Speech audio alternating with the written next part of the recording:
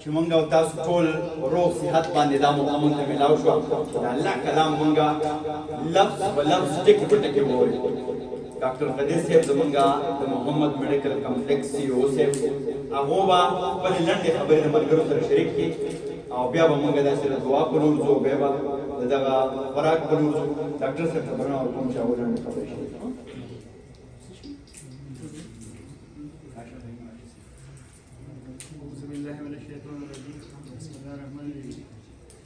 بس د روژې میاشت او زمونږ د ټولو دا خصوصیتي ده چې په صحتونو باندې روغ یو او الله تعالی مونږ باندې دا میاشت راوسته او دا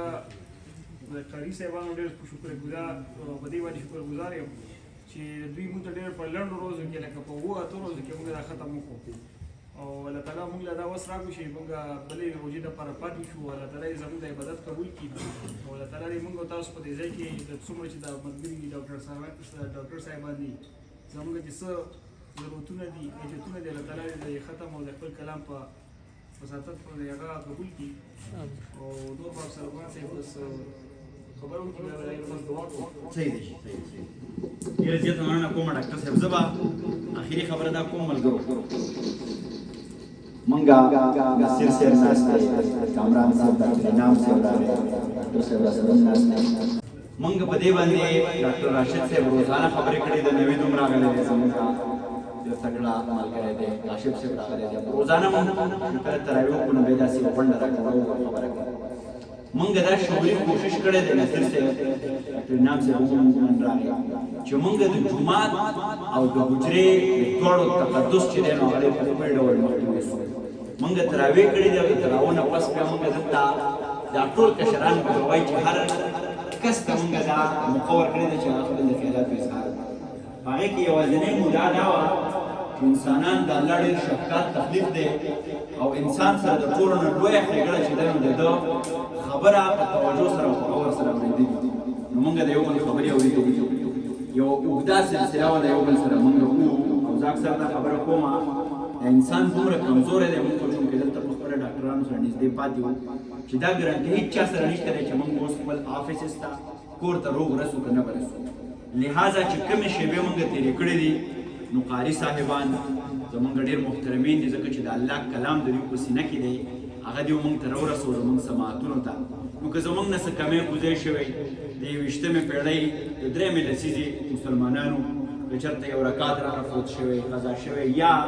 بیا د تراویح نه پس مونږ یو بل سره ټوکې ټقالې ګپ شپ لګولی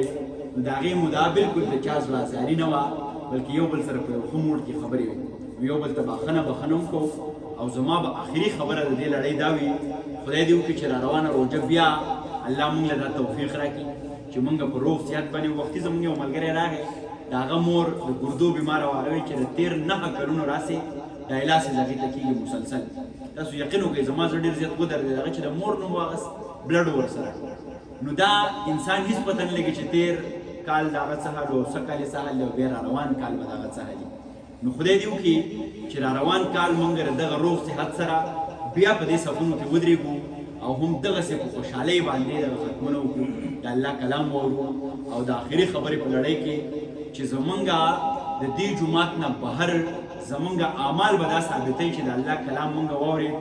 ځای په ځای په دې کې دا خبرې راغلې وي چې تاسو غور وکړئ، تاسو فکر وکړئ. ښه انسان هغه دی چې انسانانو ته نفع ورسوي. هر نفس لره مرګ شته دی. انسان لقد خلقنا الانسان فی احسن تقویم دی. دا ټولې خبرې چې دا غونډې کې نچوړې دا دی چې زمونږ گفتار نه بلکې زمونږ کردار مثبت شي او مونږ د دې جومات د چاردیوارۍ نه بهر هم په داسې ادب سره یو بل سره ملاوي وو، په داسې اخلاص سره، په داسې جذبې سره. او ما نصیر صاحب د یو ډېر محترم مشر نه اورېدلي وو هغه وایي چې هر چا سره ملاوېږئ کامران صاحب که نه نو په دې جذبه ملاوېږئ چې دا زما او د ده اخري ملاوېدې دي زمونږ بیا پته نه لګي. نو چې کله ته دا احساس والې چې اخري ملاوېدې دي نو ته ډېر په مینه هغه سره ملاو شي. که ته دا وې چې کال بعد به ورسره ګورم او بیا د انسان خو پته نه لګي. نو لہذا زمونږ او ستاسو د دې مجمع هېڅ پته نه لګي چې د چا سره پکې اخري ملاوېدی. نو په دې جذبه، په دې ایمان، په دې احساس ملاوېدلي چې دا زمونږ اخري د یو بل سره لیده کاته دي. او دویمه دا چې یو بل ته خیر او نفع نشئ رسولی نو کم از کم یو بل ته بدنیته کېږئ، مه تنګ نظره کېږئ، مه انسان ته صبر کول برداشت کول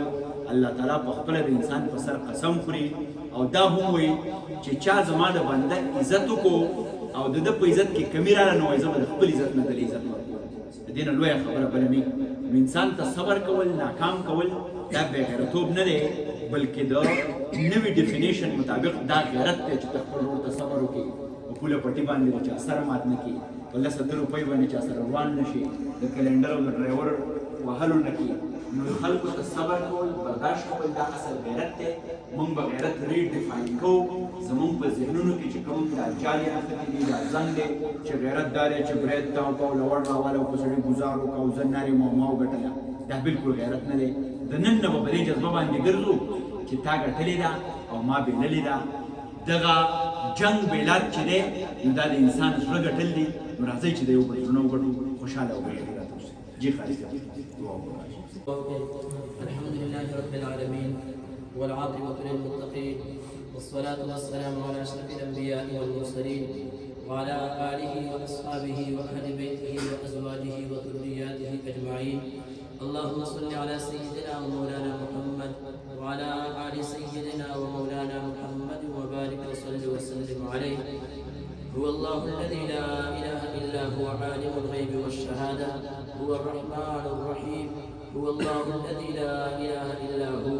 الملك القدوس السلام المؤمن المهيمن العزيز الجبار المتكبر سبحان الله عما يشركون هو الله الخالق البارئ المصور الأسماء الحسنى يسبح له ما في السماوات والأرض وهو العزيز الحكيم اللهم رب أني مغلوب فانتصر اللهم رب أني مغلوب فانتصر اللهم رب أني مغلوب فانتصر اللهم يا حي يا قيوم برحمتك نستغيث اللهم يا حي يا قيوم برحمتك نستغيث اللهم ربنا آتنا في الدنيا حسنة وفي الآخرة حسنة وقنا عذاب النار وقنا عذاب القبر وقنا عذاب الحشر وقنا عذاب الميزان الله زمین کارو کر گناہونا معاف اللہ اول گناہونا براتا معاف چکم مونگنا شبی شوی یا اللہ اول گناہونا براتا معاف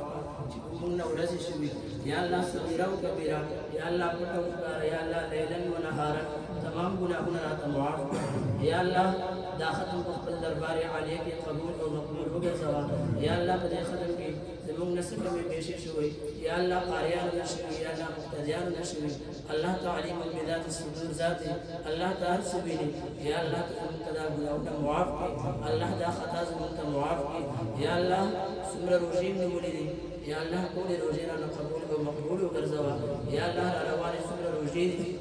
بخير وعافية سرا سرد دير عبادتنا وطاعتنا نوافله والذكر وتلاوة سرا يا الله من بعد بخير وعافية سرا تيرك يا الله دين الإسلام بعد من استقامت را نصيب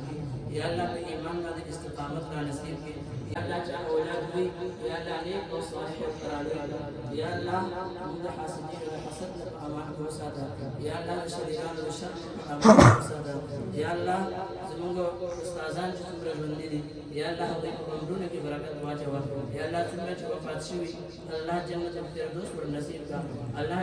درجات بلند کا یا اللہ قد حاضر مجلس کی 86 قسم شرعی حاجت کی یا اللہ کی حاجتنا پورا کا اللہ سورہ حاجت من ناس بھی اللہ تعلیم بذات الصدور ذات اللہ کل حاجتنا پورا کا اللہ مصیبتنا ختم کا اللہ سورہ پریشان حال مسلمان ناس بھی یا اللہ کل پریشان ختم کا یا اللہ چچام دعاگان نبی دعاگان تبع ویراگا یا اللہ ہوئی مرادنا پورا کا یا اللہ ڈاکٹر سے مناسب ہم دعا درخواست کرے جس قسم شرعی حاجت ہے یا اللہ کی حاجتنا پورا کا یا اللہ بڑے حاضر مجلس کی جس قسم شرعی حاجت ہے یا اللہ تعالی معلوم تے ممتنع معلوم یا اللہ تے ہوئی شرعی حاجتنا پورا کا اور دی ضرورت مند ناس یا اللہ تے ضرورتنا پورا کا یا اللہ تصویر تشریف فرما دی یا اللہ ہوئی غیب ولا ہوئی مرادنا پورا کا یا اللہ ہوئی مقاصد پورا کا یا اللہ دنیا کی عزت او عزت زندگی را نصیب کا یا اللہ پر آخرت کی عزت زندگی را نصیب کا یا اللہ ترسول پر ان کو دنیا کی ساتھی یا اللہ حیا اور عزت زندگی را نصیب کا کلچ مزان تواڑی یا اللہ مرگونہ شہادت را نصیب کا یا اللہ د مرگ سختونه په امان کې وساته یا الله د قبر سختونه په امان کې وساته یا الله د حشر سختونه په امان کې وساته یا الله چې کله تا ته درځو ستا او استاد حبیب رضا تعالی نصیب کړه یو ځل بیا هم د ټول حاضر مجلس ته دعا وکړي یا الله چې چا هم سره شرعي حاجت وي یا الله ته حاجتونه پوره کړه یا الله چې چا هم ضرورتونه وي یا الله ته ضرورتونه پوره کړه یا الله چا هم څه قسم مشکل وي الله دې مجلس په پاسې دونه مخکې د هغوی مشکلات ختم کړه یا الله هغوی ضرورتونه پوره کړه یا الله چې کله ځان ته غواړي په ژبه باندې دا عظیم کلمه وجارک لا اله الا الله محمد رسول الله سبحان ربك رب العزة عما يصفون وسلام على المرسلين والحمد لله رب العالمين مبارک شي ټول مبارک قاری سے بدی